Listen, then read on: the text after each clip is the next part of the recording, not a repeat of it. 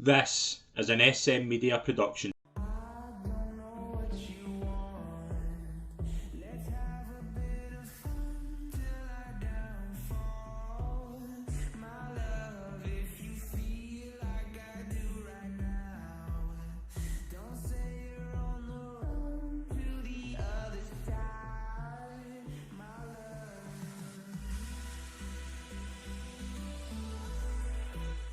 Hi folks, and welcome to the latest episode of the SM Media East of Scotland Football Show. I'm Scott McPike. It's an absolute pleasure to be your host as always, and I'm delighted to welcome this week's special guest. It is an absolute privilege to be joined by the manager of Bowness Athletic, Willie Irvine. Nice to be here, Scott. It's a pleasure. I really appreciate you coming on. I'm looking forward to this. The only thing I can say to start off, Willie, is well done so far in the journey at Bowness Athletic. It's been great to see. You've obviously been doing so well last season, so impressive in the third division. Obviously, you've continued that rise up, sitting top of the second division. It's just a really positive feel when you're covering a club that's doing so well. You can't help but admire them, and I take my hat off to you for how well you've done so far. Thank you. Like I say, we've got ambitions to go going further, Scott. So, but we're happy the way things are going. It takes time. Yeah, and like I've said a lot on here since we started the show and covering the East. Like it's very very well kind of building a club up and getting players in, but it's when the players do well, when they eventually kind of move on. Like the perfect example, obviously, you'll see with TV Daramola has moved on. Obviously, got a brilliant move to Kelty. He's now at East Kilbride. He's doing really well for himself. But what I think's the brilliant thing that you've done over the past year is those players have moved on, and you've brought players in like the boy Ogilvie, the boy Robertson, and do you know what I mean? You're still kind of pushing up. So it's all good recruitment, and it's finding the right type of player. It's learning to change with the times, and again that must be something you've taken a lot of confidence from, the fact that you can move players on and they can all earn big moves, but you're replacing them well. Yeah, because from the first start, Scott, we brought in Ian Campbell. I don't recruit any players. Mm-hmm. Ian Campbell was the head of recruitment, so that was a strategic position to put. So Ian brings all the players in. He's fantastic, and Ian's history goes a long time. He's got a lot of fingers and lots of buys. So we kind of looked for a year ahead. So we knew we were losing TV, we knew we were losing Dillon, we knew we were losing Grant. Yeah. But Michael, Chris, Paddy, Robbo, Callum McDonald, they all came into us last year in the March. Yeah. So we'd already brought them into the club, although they didn't get games because obviously the front three, I think they scored, 170 goals between the three of them. But we knew we were leaving in the December. Mm-hmm. So we really planned ahead, and the guys we brought in who are now doing well now, it doesn't surprise us because they were just champing at the bit because they couldn't get a game last year because the three guys were doing so well. So, but we had to explain that to them, that other players are going to move on and their chance would come, and just be patient. And then and they've been fantastic this year. I mean, I think Calm's got 23 goals from midfield. Robbo's got 28. Paddy's got 22. Chris is on double figures. So, but that was all. And it's the same for next year. All the boys we've got in place this year, Scott, are already signed for next year. Mm-hmm. So we don't do month for month. We really look much further ahead. And when you've obviously got ambitions like the club do, there must be that kind of keeping your feet in the ground idea of, right, we saw how well you did last season. I think a lot of us thought winning, you obviously won the League Cup and things like that, and a lot of us, including myself, thought this team could go all the way. But it's all about kind of keeping that, take a season at a time. Is that kind of the messages you're sending to the players and things like that? Because you look at it, and I mean, but every single manager on here, every time we talk about Bo'ness, they all say the same thing, and it kind of catches somebody like I Neil like myself when they say they're the one team out east of Scotland that we don't want to get in a cup draw, and that kind of tells you everything. Obviously, you're sitting in the second division, but people round about can see that this side's a real deal. And what do you kind of think of when you hear that? To be honest, it doesn't really affect us much because we are where we are. Mm-hmm. There's nothing we can do about it. And sometimes it's a little bit frustrating because we can go to pitches that are not so great, and obviously players get a bit not disheartened, but kind of, oh, this is a bit, difficult, and the surfaces are difficult and whatever. And yet when they come to the bigger teams, like last year when we played Merserborough, played Socky, they've gone and won these games. And so obviously they're champing a bit to go and play these teams a lot more than the teams that we're in. And that's no disrespect to the league we're in. It's where we are. We've just got to suck it up and try and move on. And what do you kind of think overall, like the league kind of set up as it is, and the kind of teams coming through? Like you look at obviously yourselves and Armadale are sitting 1 and 2 in the second division. Edinburgh College had a really good start as well. You've been able to kind of make that jump, but have you been surprised with the kind of standard of the second division? There's a few good teams in there, and you obviously have won 17 out of 18 games, but there's a lot of really good sides in there, and we saw at the weekend obviously that there's teams that will give you a game. Oh, there's no doubt about that. We don't go into any team thinking this is going to be easy. We never do that. Yeah. Honestly, that is the attitude. There's no chance. Honestly, we could flip up on Saturday. We could have lost the game on Saturday. We could have drawn the game on Saturday. We just had 3 quality finishes that made the difference. But make no mistake, that wasn't an easy game for us. Mm-hmm. And you get a lot of games like that in the second division. So, although, of course, we've only lost 1 game this season, but we don't go into it thinking, oh, this is easy, this is an easy streak. Make no mistake about that. And the boys know that anyway. They know that. Yeah, absolutely. And before we kind of talk about the action as well, I want to ask about the ambitions for the club. Obviously, like I've spoke to a few people and they've said just the overall facilities, the overall culture of the club is just really, really positive. How impressive is that for your mindset, and does that kind of give you confidence that in the next few years as you continue to grow, that if you do kind of make the jump up the leagues, you're in the position to do that with the kind of level of investment, level of infrastructure that's at the club? Yeah, like I say, we're definitely on the front foot where that's concerned. We're not looking. We're looking much further ahead to see.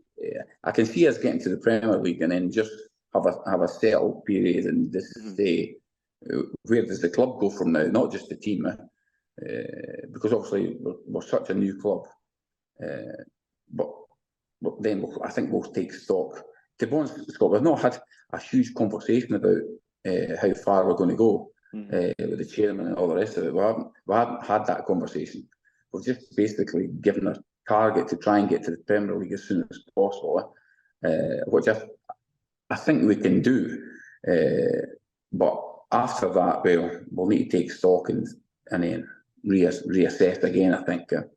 Yeah, no, absolutely, and it's obviously it's very impressive to see what's going on at Bo'ness Athletic, and we'll get your overall kind of thoughts in the Peebles game as we talk about the second division. But we did have action over the weekend, not as many league games as usual. Obviously, there's a few cup games going on. I'll just run through the results and the cups before we get into talk about the leagues. South Challenge Cup, Broxburn lost 4-1 away to Trinent, and the Kennaway Star Hearts game was postponed due to a burst pipe, I believe. Third round of the qualifying cup, Dundonald Bluebell beat Haddington Athletic 3-1, and Musselburgh Athletic beat Harthill Royal 6-0. First round of the King's Cup, we had Lockwood Welfare 1, Edinburgh Community 0, Oakley United 4, Hoyk 1, Burn Island 3, Edinburgh United 1, and in the second round of the King Cup, we had St Andrews United 4, Edinburgh South 2, and obviously we've got some games in the cup coming up this weekend as well. We've got some, obviously, Bo'ness away to Kirkcaldy as well. We'll get your thoughts on that later on, but we do have other cup games to come next week. But we will go to the league action. We'll start with the Premier Division. We had 5 games, and all 5 games are very, very informative. We will start with Jeanfield Swifts. Now, we had Lewis Colt on the show last week for Pennycook, and we were previewing this game in detail, and he said it would be a very tight game. Now, by all reports, Willie, it was. I don't think the referee had the best game by all reports, but it finished Pennycook Athletic 1, Jeanfield Swifts 3, Fergus, Scott and Smiths with a goal. That takes Jeanfield up to 3rd place with 36 points of 16 games. They have 3 games in hand on the leaders at Broxburn. Before we get into talking about the overall kind of referee situation with that game, because I heard there was a lot going on, that's a big 3 points for Jeanfield, and it obviously, with Broxburn not playing in the league, it gives them some sort of initiative to kind of bridge the gap. Yeah, because believe it or not, the Jeansfield manager, I play golf with his dad. All right, okay. The local club, so they have done really well this season. Just Broxburn's got a bit of a run on them with the games, so they're not that. I think they're only 3. If they won their games, they're only 3 or 4 points behind. I think. Yes, yeah, they would. Yeah, I think it would only be, I think, at the most 5. I think 5, is it? Yeah, I think so. You got to excuse me, Scott, because when we run teams, we don't actually follow all the teams all the time. So sometimes we don't know so much about. And Jeanfield I've never been to but I know he was the Luncarty manager last year. The guy went to Jeanfield and he had a really top side at Luncarty. So he's followed that on with Jeanfield. So I think they're really in the mix there.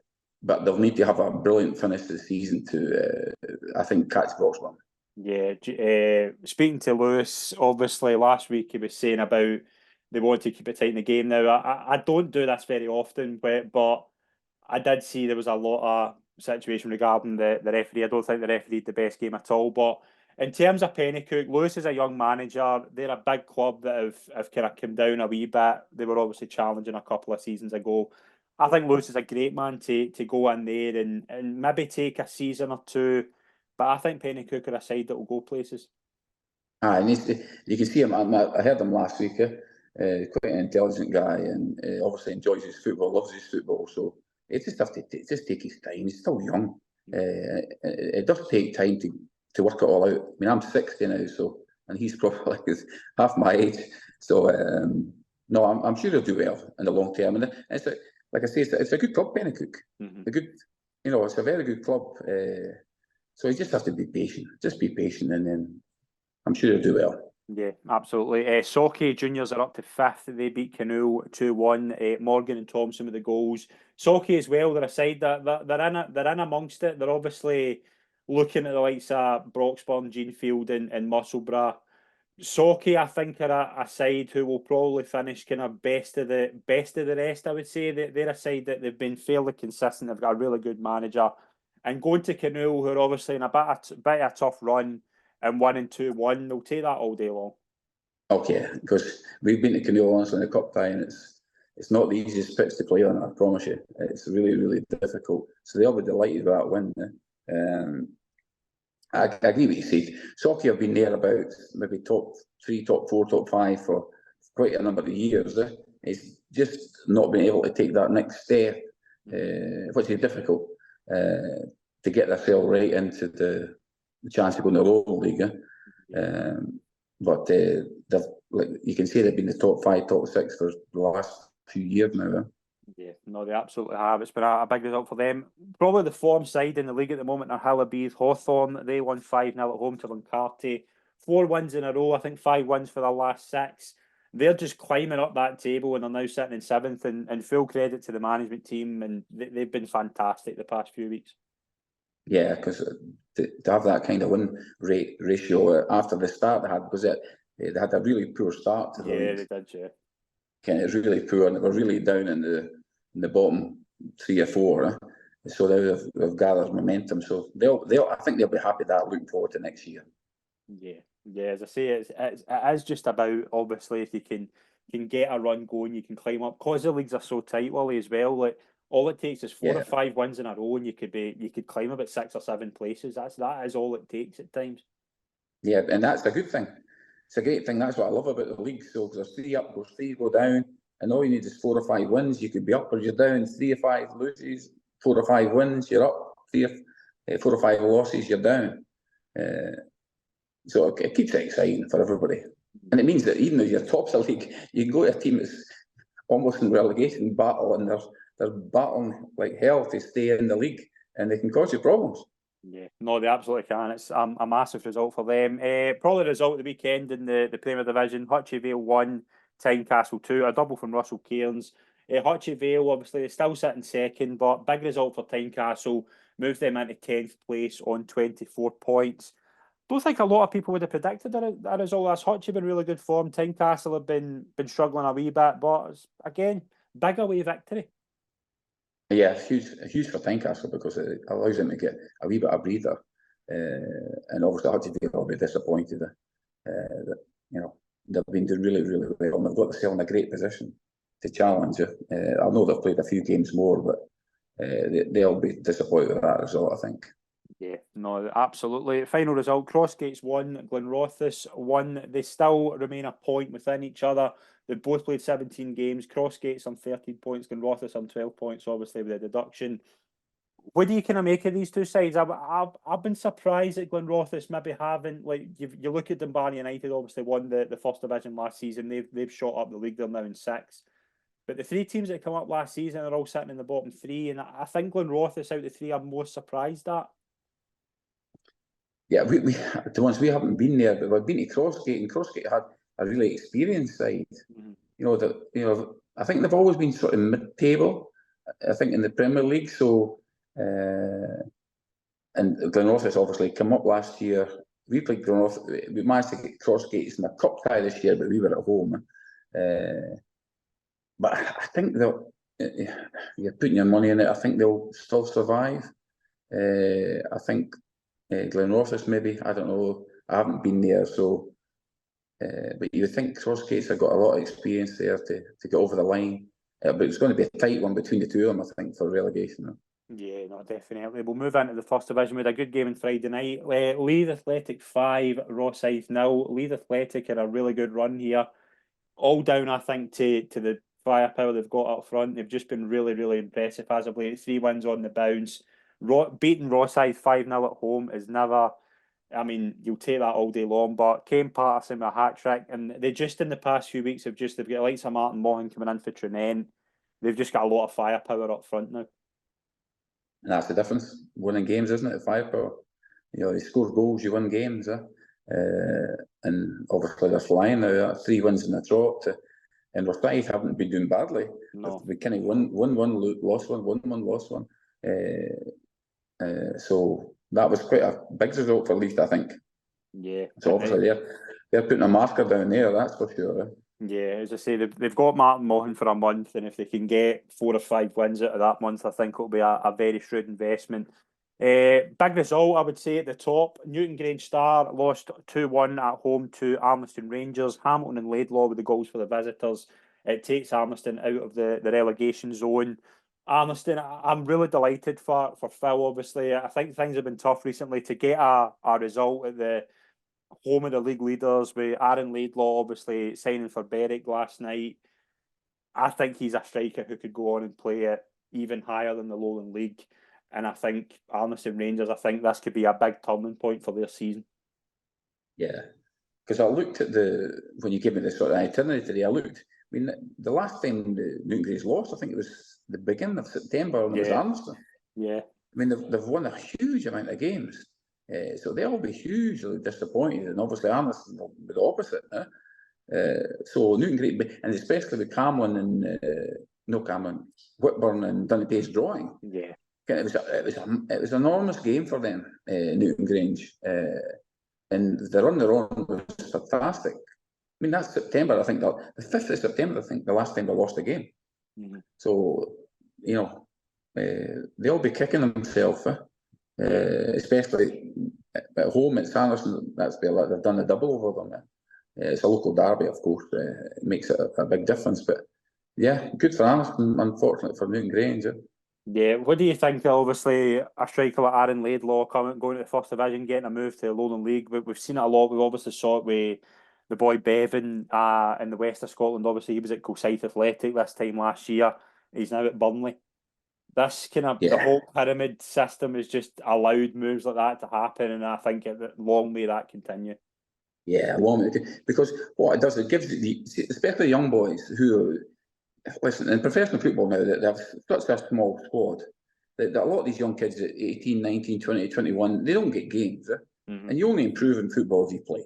You don't improve sitting on a bench. It doesn't matter if you're Rangers bench or Celtic bench or Barcelona's bench. You don't play. But what the pyramid system's allowed people to then, it's like Tio Daramola, we had Dylan Patterson go to Arbroath. It allows them game time to get some sort of games against men, because they're all coming from youth situations, and it's a different ball game. There's more physicality involved. I think the pyramid system's a great thing. Well, used to Joe Bevan, the boy you talked about, Berwick, but there'll be many players that will come further forward. I think in the pyramid system, lots of players will go in the higher leagues because they'll get the opportunity to play games, and if you play games, you can show your tools.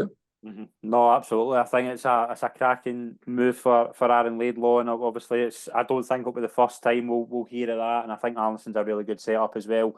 You mentioned Whitburn won, Dunipace won. I think that is probably a result that probably both sides, I think, will be slightly disappointed with, considering the fact that, as you say, Newton Grange didn't win. Like, Whitburn, obviously, they've only played 16 games and they've won 10 of them. They've got games to make up, so I don't think they're out of it either.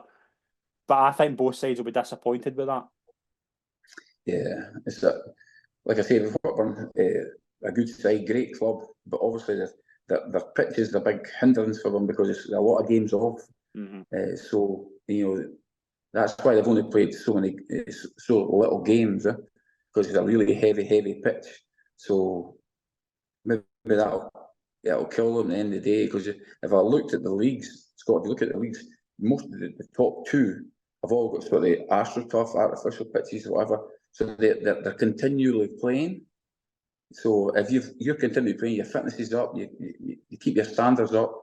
Where I think that's the clubs like Whitburn, where they haven't got that pitch, because it's a heavy pitch and a lot of games off. So they have to play catch up, and playing catch up, as you know, is difficult, because you're better having points in the bag than try to chase it. Yeah. So I think it'd be. I think that's what's happening with Whitburn. They've got a lot of games to catch up. Yeah, they've played 16 games. St Andrews on the same amount of games as well, 16 as well. Whitburn are sitting in 5th with 32. So there is, obviously, when you look at the kind of top three, there is a points gap, but there's games to make up as well. So it is going to be interesting to see how that changes. Camelin beat Whitehill 5-3. A hat-trick from Kieran Dolan.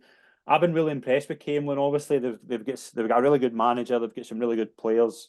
But they are making a fight of this as well. I think Camelin would. I would probably say Camelin are the side out the five. I would say are probably the most likely to win the league. That would be my prediction. I would agree wholeheartedly. And the thing is that you'll know in the next month, because the next three games Camelin have got. I think they've got Whitburn away. Yep. They have Newton Grange away, and they have St Andrews away in the next month.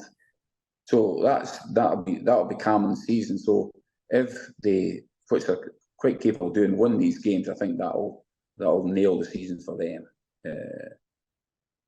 So I agree with you. They're the one, because they've got lots of firepower, Cameron. So I think Whitburn have lost 2 games at home in average, and Cameron have scored 3 games away in average. So. I'm you. I'd put my money in Cameron as well. Yeah, I think Cameron could be pretty good. Vela Leithen 2, Blackburn United 4. The visitors, Campbell, McMartin, Mildred and Samson with the goals. Blackburn got up to 8th in the league. They've been quietly going about their business, Blackburn United. Yeah, I don't know so much about Blackburn. Obviously, they're leaving, have dropped like a stone. So it's difficult for them, I suppose, to keep even their players motivated. So they can, it's a hard season for players to go like losing. So, but Blackburn, obviously, they've got themselves in a decent position. They've got a good good stadium, good park. But I really don't know much about them, Scott. Final result, Kirkcaldy, obviously the team you will play this coming weekend, that lost 1-0 at home to Here at Watt. Big result for them. McCready with the goal. Here at Watt up to 11th now. Big result for them. And here at Watt, I did think here at Watt would kind of push up a bit, and it's just not happened for them. But they've went to Kirkcaldy, which is not an easy place to go, and they've won. Yeah, it's an impossible place to go. I would say not an easy as an underestimation. It's an absolute nightmare to go there. So we go there on Saturday, and we know it's going to be a really, really tough game.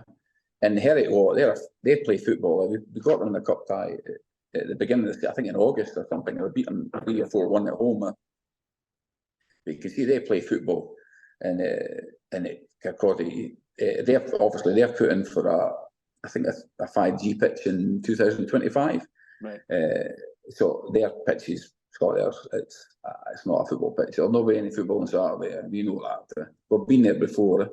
It's a really tough pitch, and I think that's a brilliant result for Eric Watt, honestly, because Kirkcaldy hardly ever lose at home. No. They've beaten a lot of big teams at home because you have to play the conditions, and obviously they're playing it every week. They're used to it. But other teams like Herrick Watt definitely playing in AstroTurf would find that a shock to the system. So I thought it was a brilliant result for Herrick Watt. I was actually surprised at that result. Yeah, we play Kirkcaldy on Saturday, and then we go to Herrick Watt in the cup final on a week on Sunday. Mm. So we played them in the Alec Jack Cup final. So that was a really impressive result for them, I thought. Yeah, no, absolutely, and it's obviously an intriguing game when they're the next two opponents for Bowness Athletic. Second division, Peebles Rovers 2, Bowness Athletic 3. McDonald, Robertson, and Cunningham with the goals for yourselves. Obviously, just looking at the game, just kind of speaking to a couple of people before I came on, it wasn't easy. It was a tough game. It was really tough. Honestly, we could have drawn it and lost it. It really was that. It wasn't. I don't know if you've been to People's Park. It's like really open. Mm-hmm. It's not a stadium or anything. And it was blowing like a gale. Pitch was honestly impossible to play on. It was just a battle. And to be fair to People's, they really battled. They had the players up for it, and they were fighting every ball. Every ball was contested 100%. We just had a little bit of quality to win the game, but it wasn't easy at all. Far from it, honestly. It was an absolute nightmare. And like when you're in that kind of situation, like I'm just kind of looking through your kind of fixtures and who you have played so far. I'm looking at the kind of games like the 4-3 against Stirling Uni. I remember talking to the Stirling manager, and he said like it was he couldn't help but be impressed with Bowness's quality, but he said it was really, really tight in that game. Like there's been some games, like a lot of people say, like, oh, Bowness are winning every game 9-7-0. There's a lot of tight games in there where you're winning like 5-3 against O'Keefe, 4-3 at home to Stirling Uni, and 3-2. Like you're winning games obviously really, really impressively, but also when it's tight, you're getting results. I think that kind of speaks volumes as well, just how good our side is are. Because we've got quality, yeah. We've got quality counts. That's the difference. We've got finishers. We've got boys who can do things on their own. Even the team's not maybe doing brilliantly all the time. We've got boys like Robertson, McDonald, Paddy Weir, Chris Ogilvie can all dig it out. They really can. And that's the difference. That's the only difference. We've got players that can actually hurt people, and they don't have to be in their best games. But that was the same in Saturday. They can hurt people, and that's the difference between winning and losing games, in my opinion. Yeah, no, absolutely. Armadale are still obviously sitting in second. They won 4-0 at home to Tweedmouth Rangers. Cammy Jackson with a double. His last game for Armadale, he has joined at Socky Juniors, and Cammy Jackson's been very, very good for Armadale. But obviously they're a side similar to yourselves that have made the jump up last season. Have you been surprised with how well they've adapted as well? No, not at all. No, Coco's done a great job because it's Coco's first season. So, and Cammy Jackson, we had it at our club last year. Yeah. And the boy Josh Gillespie, who scored as well. We had it, Josh. They're both young guys, but obviously with Cammy coming in with Grant and TV and Dylan, He couldn't get in, which understandable, couldn't get in the side, so he wanted to get more game time. But no, it doesn't surprise me. Armadale, and they've got their new pitch this year as well, so it'll take. And Coco's reduced the age, because Armadale last year was quite an older side. A lot of older players, now he's brought it down to much younger players. So they have no doubt they'll be promoted. Yeah, no, absolutely. I would agree with that. Third place is looking interesting as well, obviously. But Thornton Hibs are making a good go of it. They won 5-0 at home to Coldstream.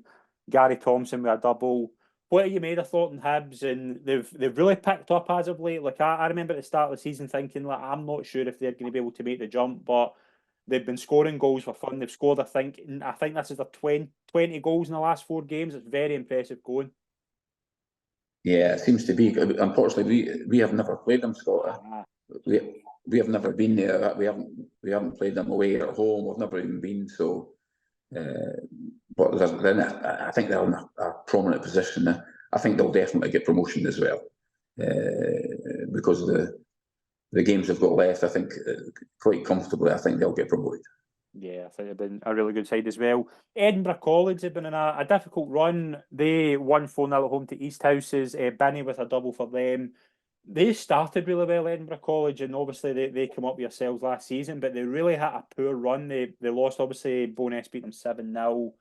They then had a really, really tough run of form, but they've got I think that's their first win, and I'm right in saying I think it's their first win since the 7th of October. So it's good to get that run. It's surprising for Edinburgh College, because they were such a good side last year. But what you've got to understand, Scott, is that they can't be guaranteed players. That's it. They can't be guaranteed players. So the guy does a great job, but sometimes he doesn't get the personnel. So it's understandable. And once they get the personnel, well, good luck to you, because you go to Edinburgh College, you're getting one hard game. We've managed to win the odd goal, and we've played really well, and we've just won. So I think, to be fair to them, it's more to do with the personnel, which turns up for them. And I think a lot of the college teams are like that. Yeah, no, absolutely. Final game in the second division. Big result for Ormiston Primrose. They won 4-0 away at Newborough United. And I'm right in saying I think it takes them off the bottom of the table, and it's only the third win of the season. Any win is always important, but it's always important to get off the bottom of the table and do it in style the way they have. Riley, Kerr, Riley and Wilson with the goals. And it's a big 3 points, and taking them off the bottom of the table, they'll hope that can kick them on. Yeah, you're going to hope so. Newborough obviously struggled. We played them last week, and they're a young side and enthusiastic side. But obviously they're going to struggle to move up. And Ormiston, you can see, but beating them is going to give them another option, because there's 4 teams really, isn't there, in the bottom of our league that. So it's 3 between the 4. I think it will go down. Yeah, no, absolutely, absolutely. We'll go to the third division. Some 4 games took place. Big away victory for Bathgate. Tight win, 1-0 away at Fauldhouse United. They stay top of the table. What have you made of Bathgate this season? Obviously, they've worked in a side that were really kind of struggled last year, but they've really picked up in kind of the course of this season. Yeah, they have. We played them, I think, 2 weeks ago, just in a friendly, because we're trying to get friendlies in the winter because the games are called off.